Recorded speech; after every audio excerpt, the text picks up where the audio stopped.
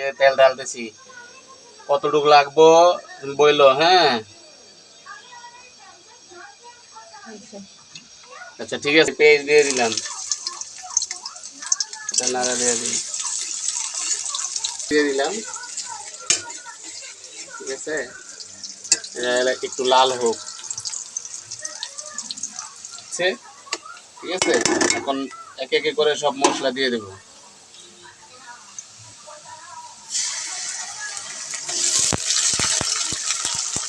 পানি দিতে গেলে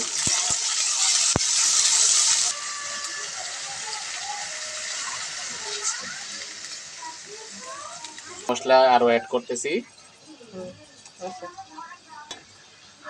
মরিচ 1 চামচ,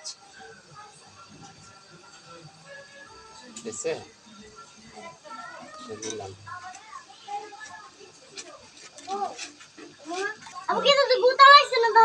হ্যাঁ, ফুলছে কেমনে?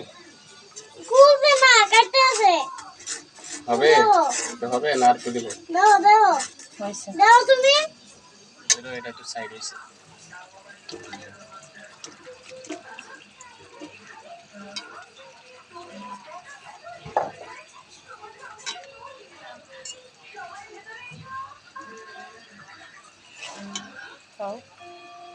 এখন গিলা কলিজা, হাত পাও সব কষিয়ে নেব। সব দিয়ে দিয়েছি, এখানে গিলা আছে, হাত পাও আছে, কলিজা আছে, এগুলো সব কষিয়ে নেব। আচ্ছা, অনেকে আছে এগুলো খেতে চায় না, একটু কেমন যেন করে। এগুলো কিন্তু আমাদের কাছে ভালোই লাগে না। না, গিলা কলিজা তো আমাদের কাছে অনেক ভালো লাগে। পাটা আর কি অনেকে খেতে চায় না। এই কষা করে পাটা যদি তুমি রেঁধে নাও না, তাহলে খেতে অনেক মজা হয়। যেমন আমরা মুড়ি ভর্তা খেতে গেলে পাও খাই না, তার চেয়ে বেশি স্বাদ হয় যদি কষা করে ভালো করে রাঁধা যায়। বের হচ্ছে তো, একটু উঠিয়ে দেখি তো কি অবস্থা। এই সত্যি দেখো কালারটা কি হয়েছে। অনেক স্বাদ হয়েছে। একটু নাড়া দিয়ে দেব। দেখো কালারটা, আবার 2-1টা কাঁচা মরিচও দেওয়া হয়েছে।